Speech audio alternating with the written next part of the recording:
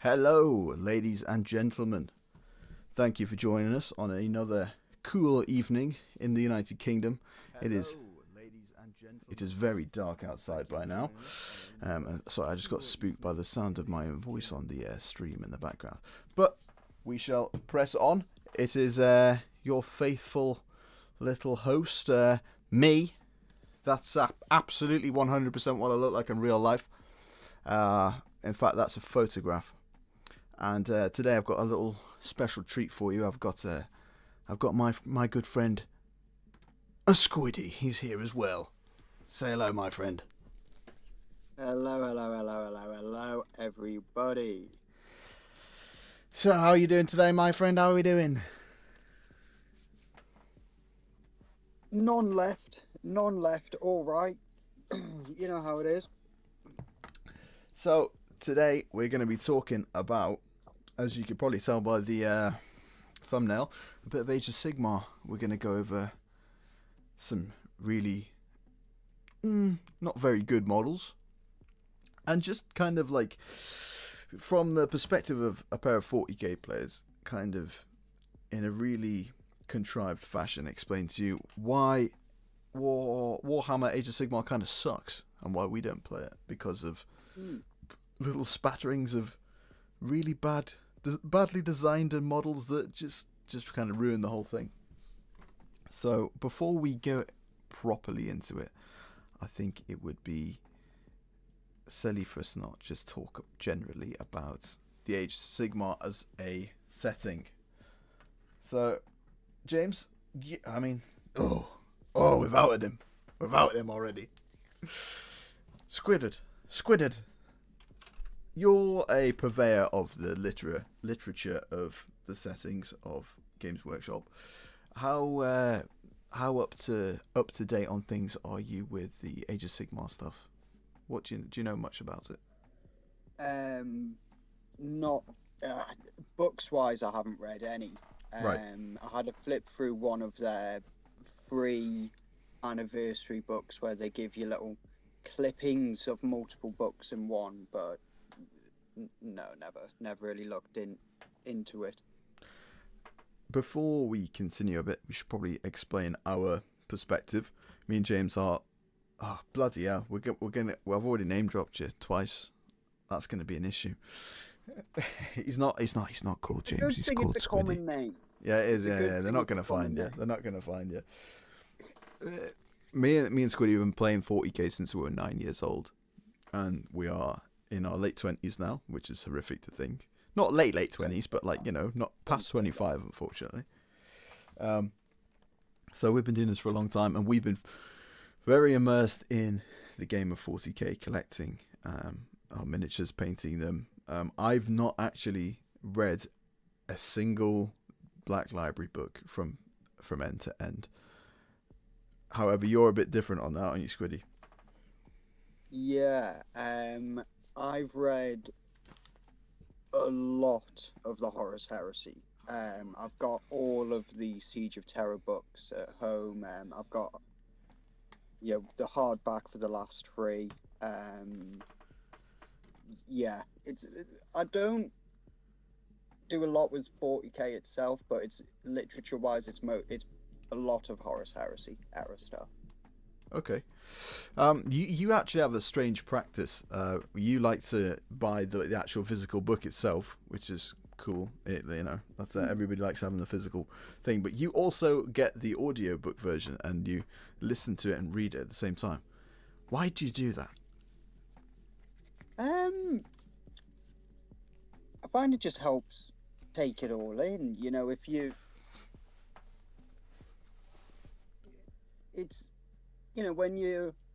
When you're reading through something with just the pages, you might miss over details or not get the same characterization as what the author might have wanted. Right. Whereas if you've got the narrator doing it, I like to assume that he's spoken to the author and gets a slight characterization for some of the characters, and it just helps sort of line everything up. Because with Horus Heresy being such a long-spanning series. I mean, you've got someone like John Grammaticus pops in and out of random books that he's got nothing to do with for random reasons at random points out of nowhere. And having the narrators who all do a fairly similar voice for a lot of the characters, or at least John Grammaticus. Yeah. It helps actually remind you which character is which. Right. Because Okay. I will sometimes get halfway through a book, been listening to, where one of like the side characters is somebody from a previous book, and I won't realize until I get halfway through. Right. Okay. Because I suppose there's quite a lot of that characters in the Black Library books. There's a hell of a lot in the setting, yeah. so. Yeah, But- there's a lot. But in the mind of not spending too much time on 40k, let's kind of dig into the topic of the video now. Let's press on. So we're gonna flash up some models from the Age of Sigmar range, and we're kind of gonna go model by model. These are just some examples of what we feel represents an overarching miss from Games Workshop in theme, where they've either kind of gone too far or they've just completely missed, and it kind of throws you enough to just not really want to invest in any one army. When we've looked in the past at getting into Age of Sigmar, we've been like, kind of enthused. Like we are at heart absolutely massive Tolkien fans, so we love fantasy. I actually like fantasy more than I do sci-fi, but I've never found an army in Age of Sigmar that's really hit it in every way that it would need for me to actually buy it, collect it, play with it. Because there's so many units across the range in every single army that just miss. They just miss, and they're too big of a factor in that army for it to be worth collecting said army. So anyway, let's get into the first one. This is classic. This is going to be expected. It's this. Oh, bloody hell. I've got something in my eye. Sorry. I've got Space Marines on the screen. Hold on. Let me just rub my eye. Oh no. Oh, bloody hell. It's not Space Marines. It's fucking Stormcast Eternals, isn't it? That's strange. I mean, Sorry, bit of a cough, so I might mute my mic from moment to moment. These guys are just Space Marines, like straight up. I mean, these guys even look like they've got from a far distance that just looks like a bolt pistol.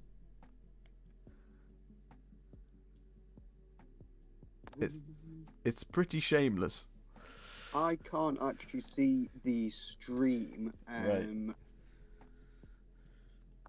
So I'm assuming these are the guys with the little crossbows. Handheld crossbows. The handheld crossbows, yeah. Yeah. They are indeed. They are absolutely fucking.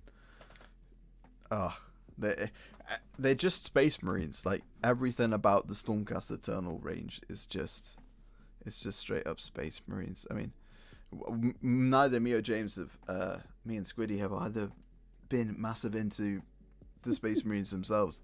Like we've tried to collect them, but they're just a little bit boring, I think.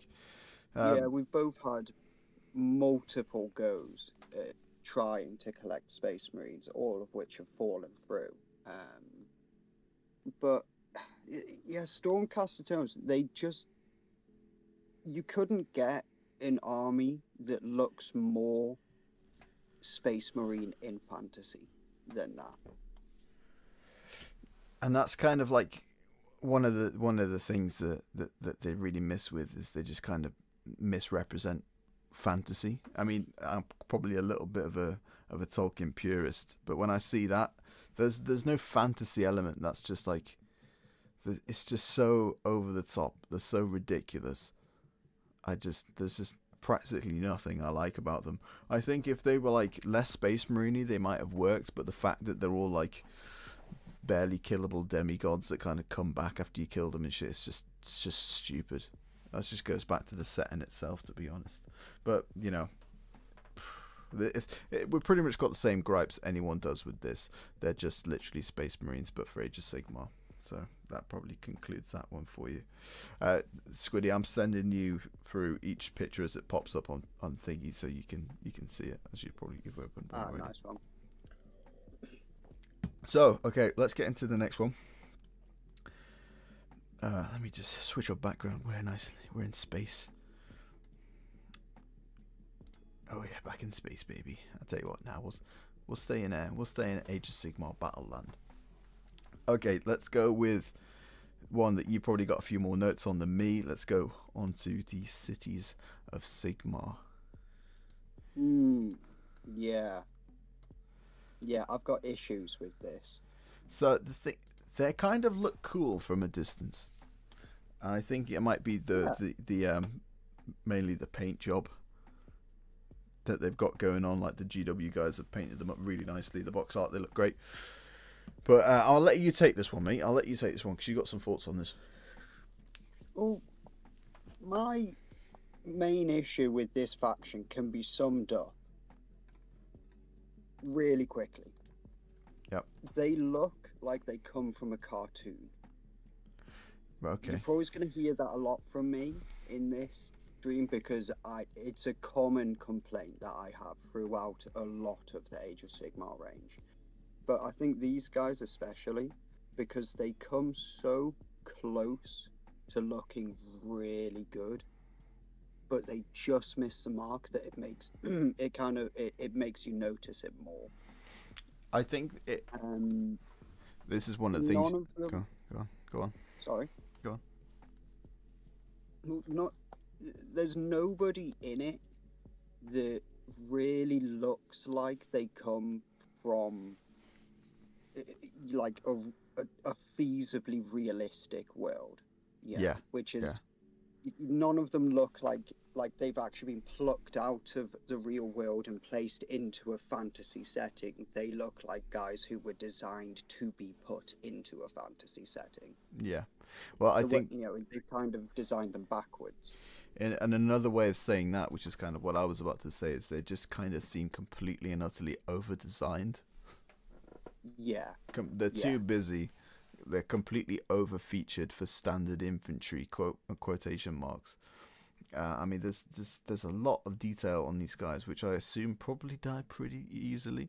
Heavily leaning on these extremely overly detailed cavalry models, which just look like an absolute slog to paint. They are objectively nice quality, great, resolution, highly detailed models. Nobody's going to argue that they aren't. But sometimes that's the very issue, is that there's just too much detail for what they're kind of supposed to be. Yeah, having too much detail on a model, which really is only going to be on the table for, like a turn or two. It's going to take like 5 minutes to wipe it out. It's not, you don't want to have to put too much time into it. You want them to look good, but you don't want to have to spend 6 hours per model when you've got a unit of... And it annoys me. It annoys me because these are probably one of the guys I'd be most likely to collect. I've always been a bit of an Imperium slut.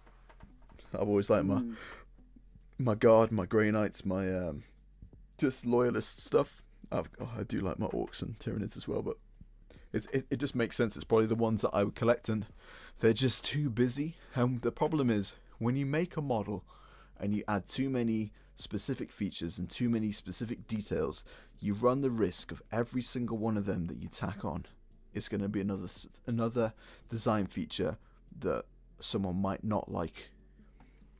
You look at a really good example in 40k, the standard Cadian Guardsman, the old sculpt. It was a guy in his fatigues, little bit of armor on the breastplate, shoulders, and a helmet and a lasgun. With this, there's just so many extra little bits and bobs on there, so many stylized choices that you just run the risk more of someone going, oh, I don't really like them helmets. If you don't like kettle helmets, you're bollocksed. You know what I mean? The army's bollocks for you.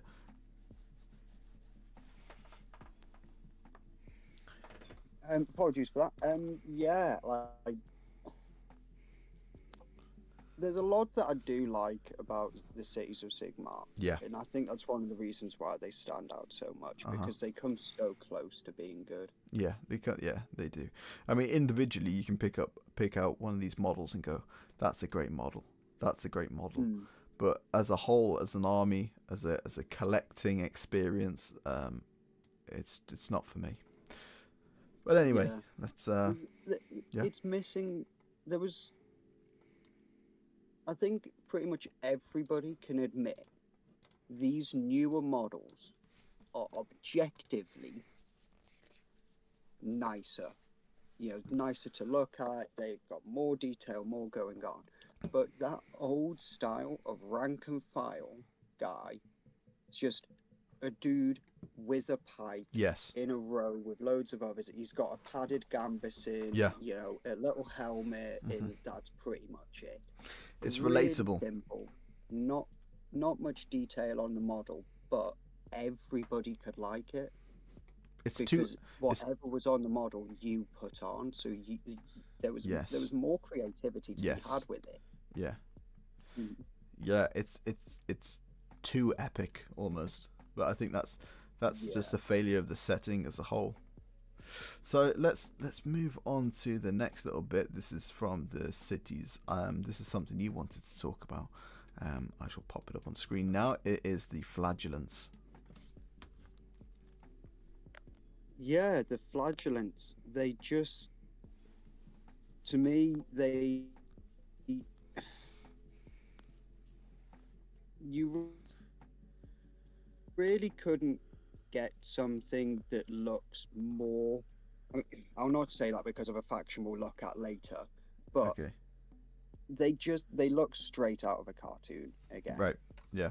They look so ridiculous to me. Like it's like somebody took one of those really cool dark 80s fantasy things. Yeah.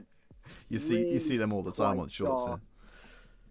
Yeah, that sort of thing. But then just sort of cartoonified it a bit.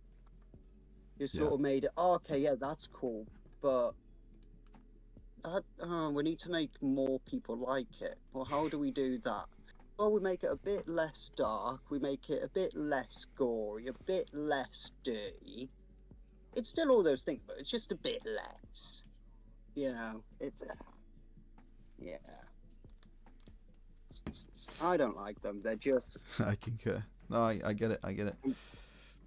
They are a little. And this is I can hear people saying already. They're a bit over the top. This is what we're kind of saying. I can hear people already saying, "Well, Warhammer's supposed to be over the top." And yeah, sure, you can totally have that opinion. At the end of the day, what we're doing here is waffling about some extremely first world problems. Like we're here pontificating over the aesthetics of 28mm plastic miniatures. So, you know, go easy and understand that they are a little bit wank looking. But on the other hand, if you look at it from another angle, they're also kind of cool looking. But it's just one of those things. Oh yeah, no, all of these models are cool looking. You know, like even the Flagellants, they look cool. Yeah. They just missed the mark. Yeah. I'm sure. I mean, to be fair, maybe with the Flagellants, it's just the way they've been painted. Yeah. I'm sure if you went in and you grind them up, you know, you slapped a bit extra Agrax Earth shade on, and you know, maybe stipple a bit of sterling mud or something on the trousers and everything, then yeah, it could look a bit darker. But I think we were a little bit on the fence as to whether these were old fantasy miniatures, and if they are old fantasy miniatures, we take it back. So on to the next one. Well, the old fantasy miniatures had a lot. There was a lot of them. Yeah, It was going for a long time. They weren't all winners. Yeah, no, they weren't, and everybody loves to bum it. Everybody loves to have those rose-tinted glasses when it comes to Warhammer Fantasy, but to be honest, I kind of felt the same. I felt that there wasn't one army that had enough of the right stuff for me to buy into that game when Warhammer Fantasy was out. But I mean, God, we had enough issues getting into 40k as it was at the time. So Yeah. let's move on to. Complicated enough getting into 40k, not knowing the rules. Let's move right across. Not owning a rule book. Let's move right across the board to something completely different. We'll start with one that's kind of less shit, and then we'll get on to one that really is shit. And let's start with this. This is the big old Lumineth cow god avatar thing. Fucking monstrosity piece of garbage. Absolutely terrible idea. Who let some overly autistic bastard come up with this and fucking let it fly? This is possibly one of the stupidest ideas Games Workshop has ever actually put into production. This thing is just a monstrosity of misdesign and just misplaced faith in ideas. I mean, who in their right mind in the world thinks of elves and goes, cows, mountains? Let's make a massive cow mountain. A mountain cow. No. It's not even a cool cow. It's not even a fucking cool cow. It's not even like a bull. There's like a bit, I mean, nothing. I guess it is a bull, but Bull mountain, man. Giant bull mountain. It's just like, who was the guy in the studio that was like, oh, when we redo the elves for the high elves, let's just make them all like really cowy. And a whole room of sweaty guys said, oh yeah, that's a good idea, that, yeah. Oh yeah. Oh yeah. Whoever let this fly was a bona fide retard. I'm telling you now. They ruined the elves, and this whole motif of the bulls and cows and whatever the fuck completely ruined that range.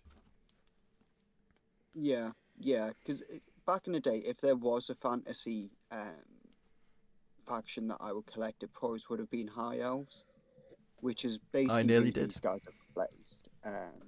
Oh yeah, it is. I think there 100%.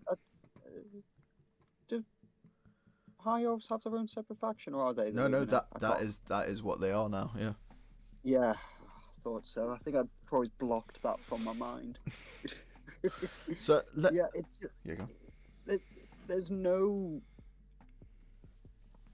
Look, now I'm sure if you took a more Minotaur-looking route, a black bull with the big horns, you made them a bit bulkier, then it could have looked cool. But I don't know why you'd go with that for elves. Elves just, if you're gonna go elves, go horses or something. Go like this, like elegant steed sort of motif instead, or maybe eagles. It's or, really funny. Swans, anything. I think it's funny that you should say elegant steed, because the next thing up on the list is another Lumineth model, and that is the Lumineth. I don't even know what to call this thing. A Star Wars deer. I honestly could not. Oh. I'm just gonna send it to you so you're up to date with what we're looking at here. This model is just, I don't understand what that's supposed to be. It looks like something straight out of Star Wars. It looks like an alien creature. It does not look like anything that's from any kind of fantasy setting. I'm sure David Attenborough taught me about that in Walking with Dinosaurs. Yeah, it's dinosaur-y as well. It's just there's nothing about it I like at all. Star Wars. It looks like something out of Star Wars. And another thing I just overall don't like about the Lumineth is they absolutely insist on having these absolutely massive helmets that are like the size of the rest of their body. And it's just like, why are we doing this? And then they put those little cow horn things on the top of them to make them even more obnoxiously massive. It looks childish. It looks cartoonish. It takes you completely out of any possibility of it looking like anything that could ever exist in any dimension, even fantasy dimensions. And just, I don't know, who would want to buy this, paint it? I've never seen these in real life, and I'm pretty sure I know why, because they're absolutely shit. Whoever came up with these needs to be hung. Needs to be hung from the fucking that big space marine outside Warhammer World. Yeah,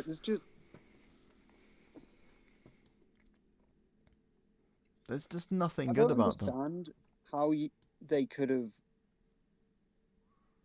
How many people does it have to go through? And how long does the company sit on these models before they get approved and released? That's a How many good point. people sat in a room, looked at all of these? Okay, yeah, we've all approved it. It sits around for a bit, goes on to the next meeting. They look at it again. They approve it again. How many sets of people have to approve this before they come out? Yeah. That's a good point. I like it. Can't be immediate. I mean, you've got to go through the design process. There's got to be a bit of a back and forth, hasn't there? And then you sit on it. You wait to the right moment to release it. You send the prints off. You get it printed. You get it ready, and then you release it. It's got to be months, hasn't it? It has to be like a good few months. Apparently, it's a year or two. Wow. From what I've heard. So it's sat it's there waiting to go out, and nobody's gone. What the fuck is that? Yeah. I think they're trying to be. This is the thing. The Age of Sigmar is too wacky.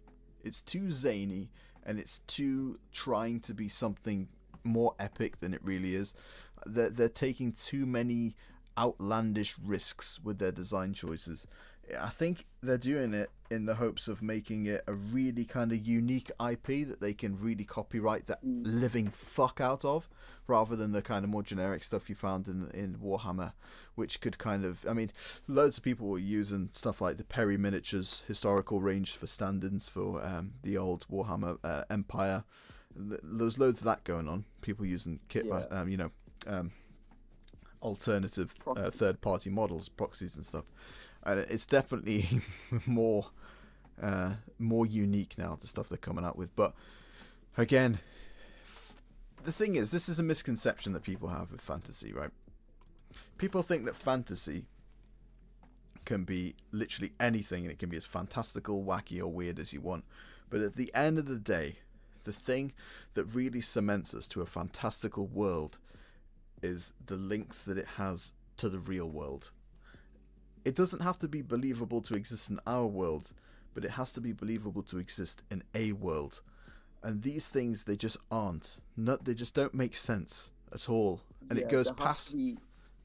It just goes past the wackiness. Internal consistency. Yes, that is. And some level of believability.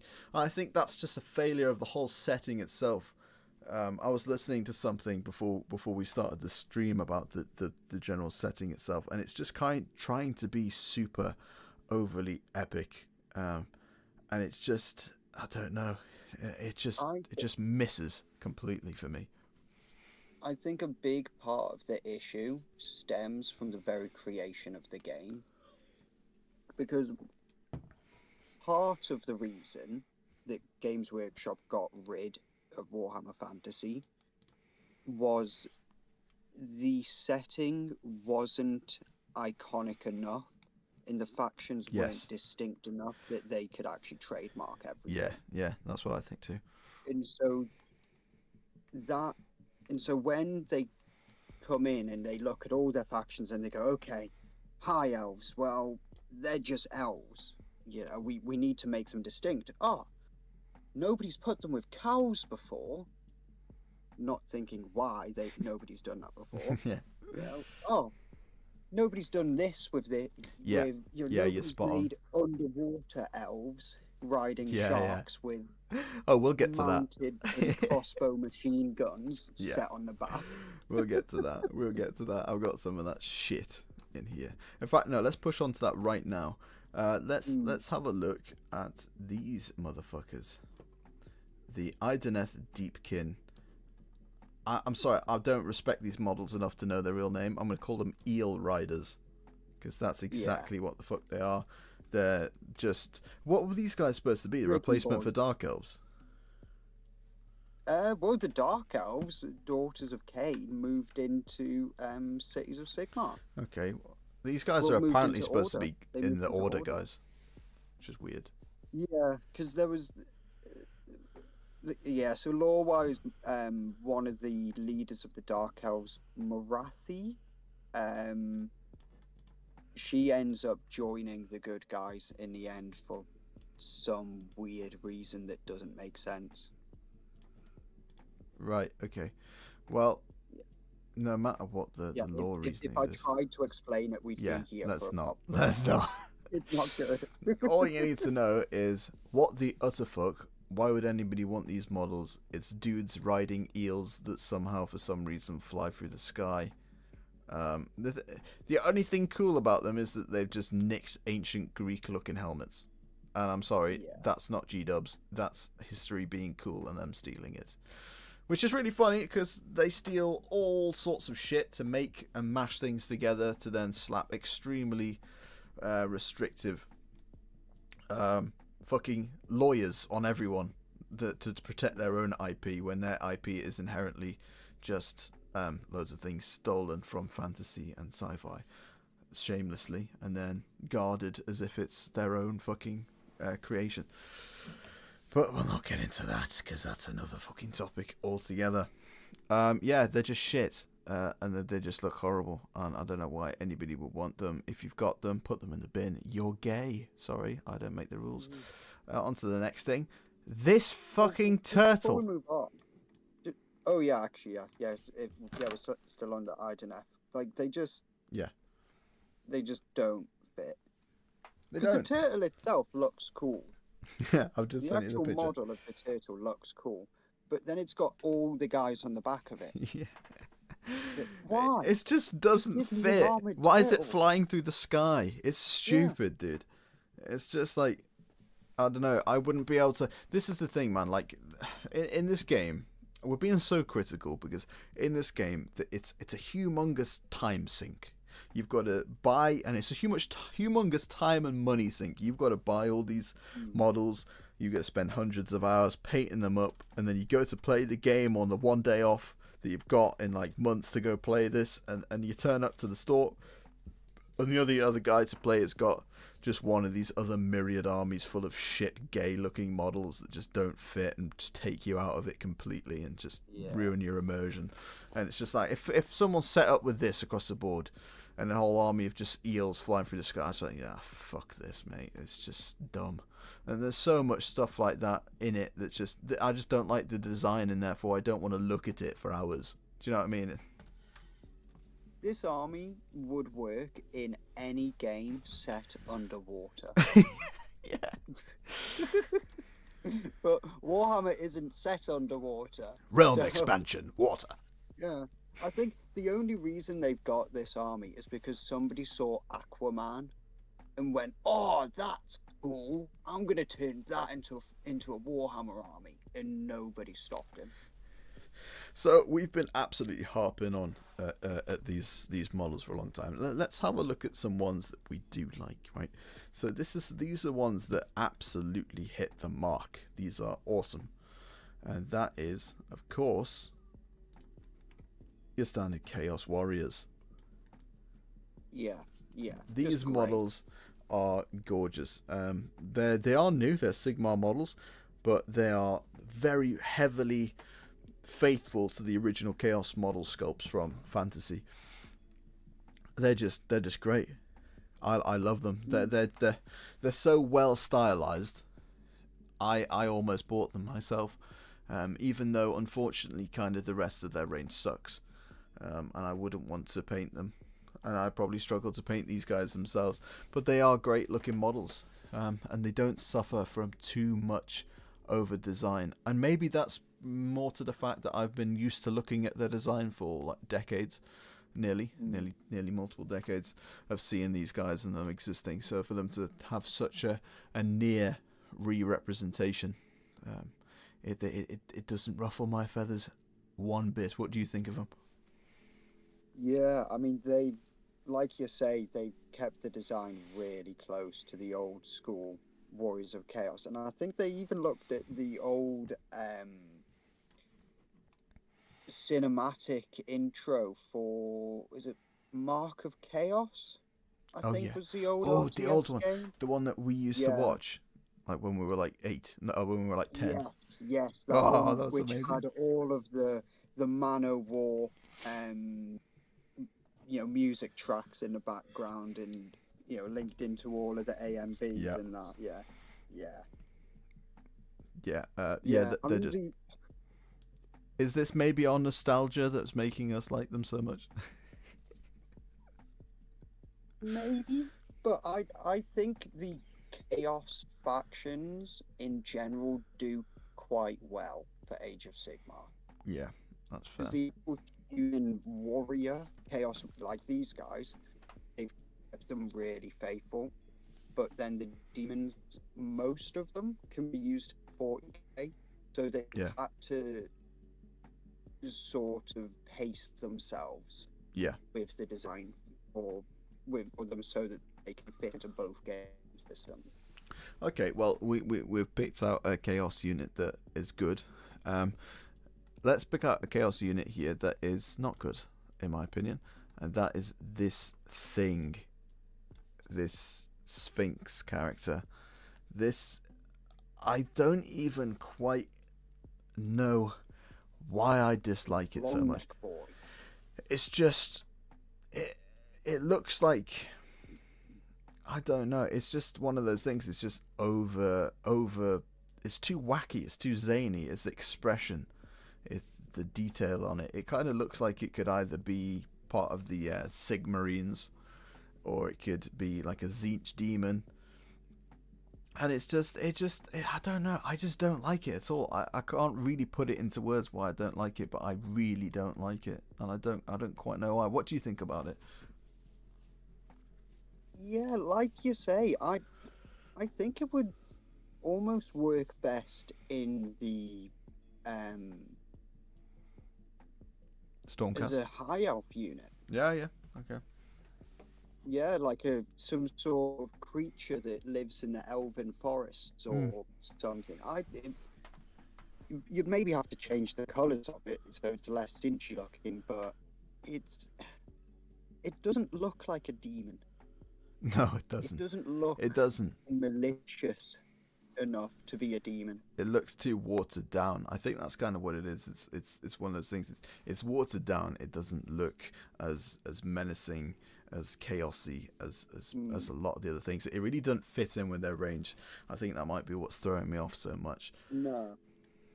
It's a really nice model, and it's a kind of model that a lot of people who don't play the game but just paint models Yes.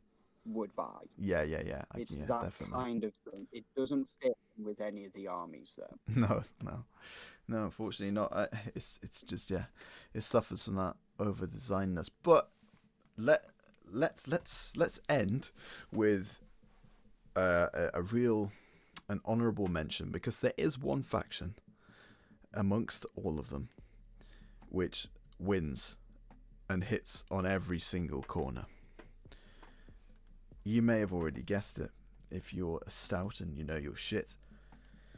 I'm of course talking about the Gloomspite Gits.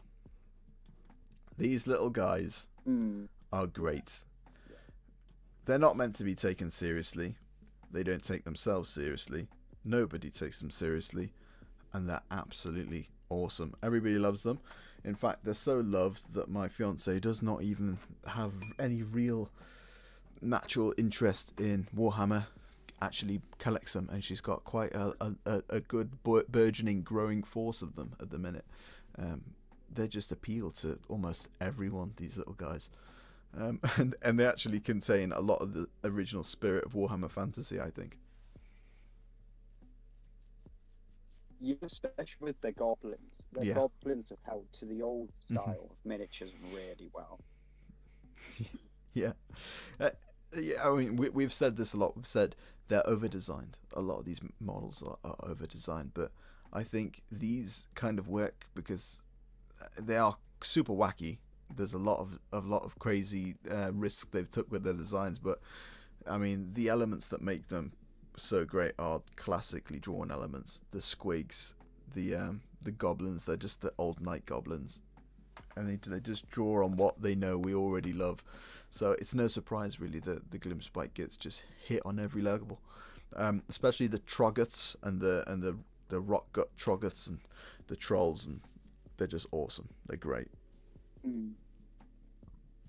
think something that works for them really well that a lot of the factions don't have, even though you've got some very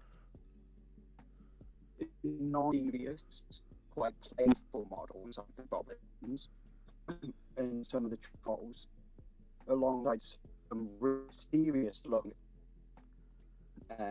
orc models. Yeah. You know, like those slightly skinnier, almost starved looking orcs. Yeah. Look I know really you're on about quite grim. Cruel Boys. Yeah, and you wouldn't think that these half goblins, these horrible looking orcs would work well, but they both look like they're from the same environment. yeah. They both look like they're living in the same mountain swamp area. That's actually something. And so the fact it still works, it's still got a coherency through every model nearly. Yeah. I mean, that's something maybe we should have actually included as the Cruel Boys range. I actually think they're really good.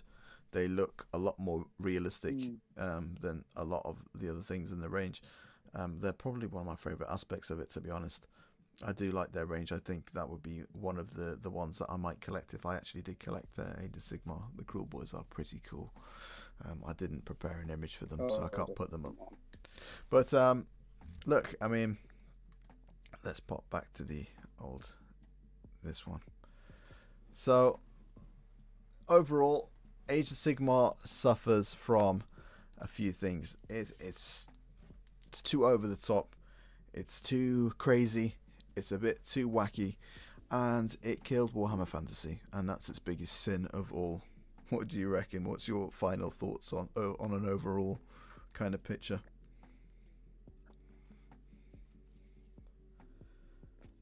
Bring back the Reichs. Bring back the what? Say that again, mate. Bring back the Reichsguard. The Reichsguard. Bring back the Reichsguard. They were you'd know them the moment you saw them. They were the old Empire cavalry, which all had the plate armor on. Right. Okay. The big wooden lances, the big heavy cavalry. You'd know them the moment you saw them. They look like Gothic knights on horses.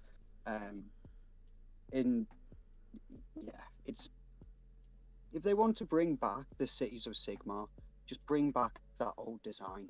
Yeah. Reichsguard for the heavy cavalry and like men in gambesons for their infantry. I get really caught up about that because they. Well, this is the thing, guys. Me and Squiddy, we're optimistic about the future of the old world as the releases drip out, and none of the releases so far have actually enticed us enough to buy into it.